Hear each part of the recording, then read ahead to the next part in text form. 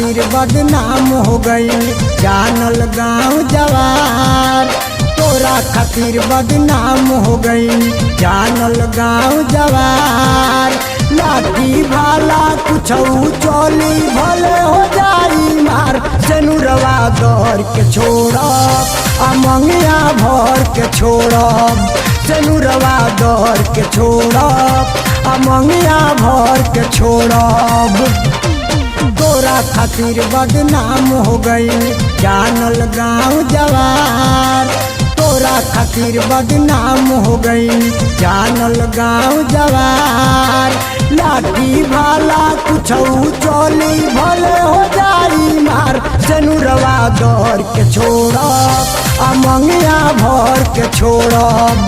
जनुरवा दौड़ के छोड़ब आ मंगिया भर के छोड़ब।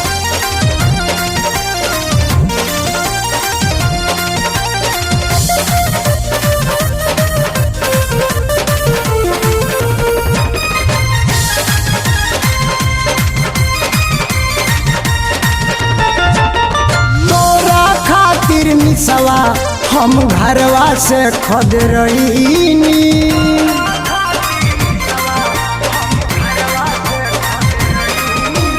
तोरा खातिर पूजवा हम घरवा से खद रहीनी। गाँव मोहल्ला हित नात के नजरी से गिर गईनी। तोरा खातिर पंचायत में खैनी बहुत मार। जनुरवा दौड़ के छोड़ब आ मंगिया भर के छोड़ब। जनुरवा दौड़ के छोड़ब आ मंगिया भर के छोड़ब।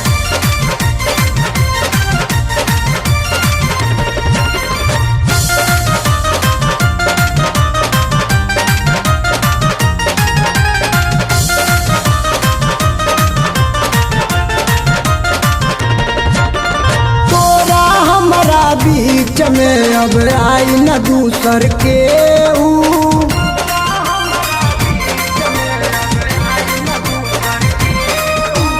तोरा हमारा बीच में अब आई न दूसर के। दिन दहाड़े टांग ले जाएब देखत रहबे केहू। कुशवाहा के बेटा होई रोकी न पाई सरकार। जनुरवा दौड़ के छोड़ब आ मंगिया भर के छोड़ब। जनुरवा दौड़ के छोड़ब आ मंगिया भर के छोड़ब।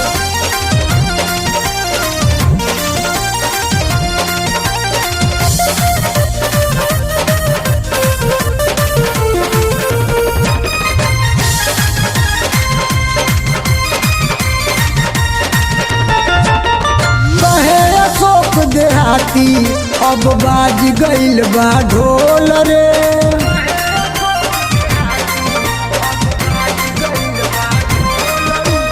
कहे अशोक देहाती अब बाज गइल बा ढोल रे। तोरा हमरा प्यार के पूजवा खुल गइल बा पोल रे। गाँव गाँव में शोर भइल बा जानल लोग हजार। जनुरवा दौड़ के छोड़ब आ मंगिया भर के छोड़ब। जनुरवा दौड़ के छोड़ब आ मंगिया भर के छोड़ब।